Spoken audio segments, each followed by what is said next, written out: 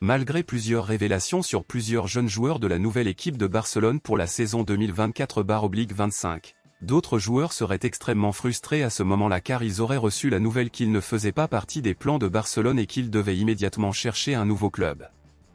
Comme nous l'avons vu hier, l'un de ces joueurs est l'attaquant Vitor Roque, qui a déjà été informé qu'il ne continuerait pas à Barcelone et qu'il doit chercher un nouveau club soit par un prêt, soit par une vente permanente. Mais Vitor Roque n'est pas le seul, et un autre joueur aurait appris aujourd'hui qu'il pourra également dire au revoir à Barcelone dans les prochains jours, et c'est l'attaquant Ansu Fati. À ce moment-là, les journaux espagnols confirmaient qu'Ansu Fati avait été informé aujourd'hui, le jour de la décision sur le trophée Joan Gamper, que malgré de bonnes attentes au début du mois, il n'est désormais plus une priorité dans le schéma tactique du club. Ansu Fati a réalisé une excellente performance à l'entraînement avant le début de la pré-saison et l'entraîneur Hansi Flick a même été impressionné et enthousiasmé par l'idée d'avoir le joueur. Cependant, Ansu Fati a fini par se blesser à un pied à l'entraînement et a raté l'occasion de jouer en pré-saison.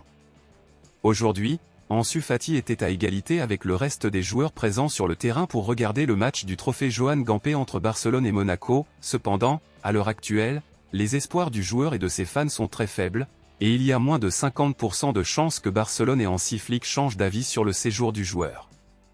Ansu Fati ne sait toujours pas quand il reviendra jouer en raison de sa blessure actuelle, ce qui aurait découragé Hansi Flick qui avait plusieurs projets pour le joueur dans son schéma tactique.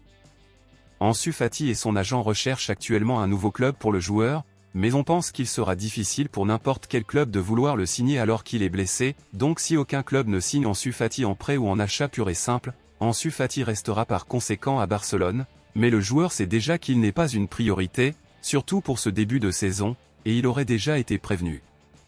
Les fans sont très divisés en ce moment, où une grande partie est favorable au départ d'Ansu Fati tandis que d'autres y sont totalement opposés. Alors, selon vous, êtes-vous pour ou contre le départ d'Ansu Fati? Est-ce que ça vaut le coup de le garder au club? Dites-le moi ici et je lirai votre commentaire, je vous verrai dans la prochaine vidéo.